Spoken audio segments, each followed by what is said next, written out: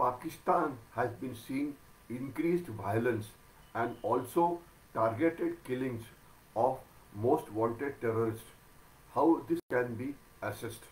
I think the level of violence in Pakistan is increasing hell of a lot in the Khyber Pakhtunkhwa province, where the army colonies are being attacked regularly.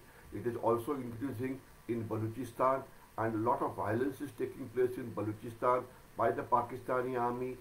GOC in the movement is also gathering in intensity, and most important happening that is happening in Pakistan is basically a lot of terrorists who are on the payroll of Pakistani army are being killed. So how do you carry out assessment of such situation? Is it a part of a gang war? What we have to understand is that it is not very uncommon for the criminal or the terrorist organizations to engage in internal power struggle, because they want to gain prominence in the Pakistani society, they want to gain control over resources, they want to get more money. So therefore, such rivalries, when they are fighting on the same turf, leads to targeted killings. Different group try to kill members of other organizations just to gain prominence. This is of course always an accepted fact. There are also ideological differences. Some are more hardcore, some are less hardcore. Then there are territorial disputes. Then there is a control of illicit activities like smuggling, etc. Then there are personal ambitions. Everybody wants to rise very, very fast in their field. So therefore, targeted killings is one of such ways by which a newer organization can gain prominence. One would have seen that recently a terror attack which took place on the Indian Army convoy in the area of Surankot, DKG. There, the organization which is claimed the responsibility is a completely new terror organization, and it is not one of those known terror organizations like Lashkar-e-Toiba or Jaish-e-Mohammed. So, inter-gang rivalry for resources could be a reason for such targeted killings. The next question that comes up is, terrorists which were protected by the Pakistani army, who were kept in safe houses for a long time, are now being killed one by one, and one of them was in fact poisoned inside a Pakistani prison. Is it the incapability of Pakistani army to handle the security situation in the country? Yes, definitely it shows incapability of the Pakistani army, because terrorism or terrorist is a strategic asset as far as Pakistani army is concerned.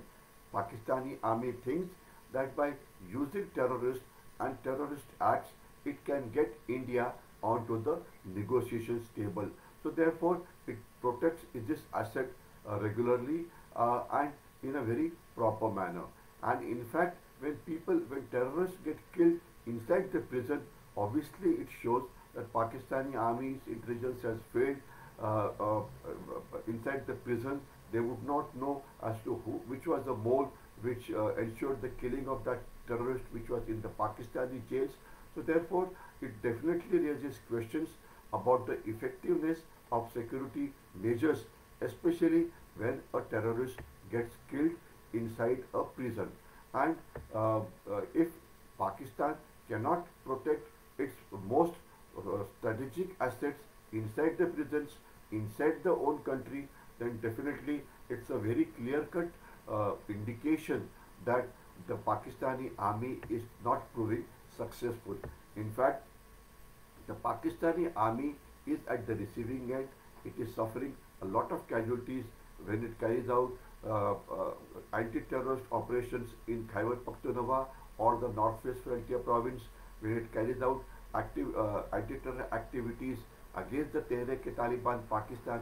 If you just look at the figures of Pakistani army casualties, Pakistani army's casualties against the various terror organizations, it is rising quite rapidly. And not only Pakistani army, but Pakistan's paramilitary forces are also suffering heavy casualties. including the Pakistani police. So there is no doubt that the level of violence in Pakistan is increasing. Now, next issue is how does one carry out an assessment of the security situation in the future months. One thing is very, very clear. The security situation in Pakistan has deteriorated rapidly. Pakistani violence seems to be taking place in almost all parts of Pakistan. Traditionally, the area bordering Afghanistan-Pakistan border was always very active, but now the violence is also taking place in Sindh. Violence is also taking place in Balochistan, where the Balochi activists get missing at a regular interval, and the Balochis claim that Pakistani army is targeting its activists. Geo Sindh movement is gathering in prominence. Violence is also taking place inside the most important part of Pakistan, that is Pakistani Punjab. So therefore, the security situation in Pakistan is definitely becoming graver and graver. Pakistan is not able to protect its border along with Afghanistan. It is not able to carry out effective anti-militancy or anti-terror operations inside Balochistan. It is not able to protect the China-Pakistan economic corridor at all. It cannot protect the China-Pakistan economic corridor, and that is what has made China very angry. And China has told Pakistan that till the time it ensures security of the CPEC corridor, it is not going to put in any new investment there. Also, as far as Pakistani army is concerned, it is on the radar of all international organizations. The world sees Pakistan as a terror sponsoring country, and very recently, no less a person than the chief of Pakistani army went to the United States. What was the outcome of his visit was not in the public domain, but it was basically said that Pakistan, since it's also facing a grave economic situation, it went to tell the United States that it is going all out to stopping terrorism from the Pakistani side. All in all, in the coming days, the security situation in Pakistan is only going to deteriorate further. The last question that comes to the mind is this targeted killings of terrorists in Pakistani jails or inside Pakistan. The Pakistan has been blaming Indian Army or the Research and Analysis Wing of the India's intelligence agency. How are these killings?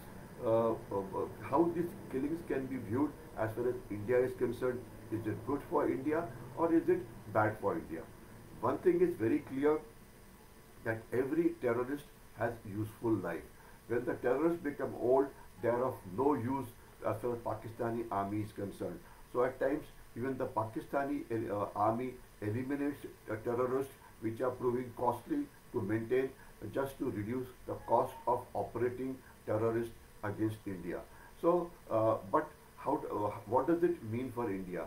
Even if retired terrorists get killed, even if old terrorists get killed, it's a very good thing, because it sends a message to the other terrorists that the moment they become old, or the moment they are not able to do the job that Pakistani army is given to them, they will be eliminated.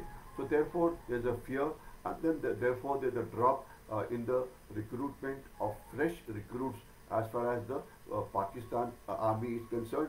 Pakistani army today is not getting adequate number of terrorists for all those tanzeems which it is guarding very regularly, like the Lashkar-e-Toiba, the Jaish-e-Mohammed, the Hizbul Mujahid, etc.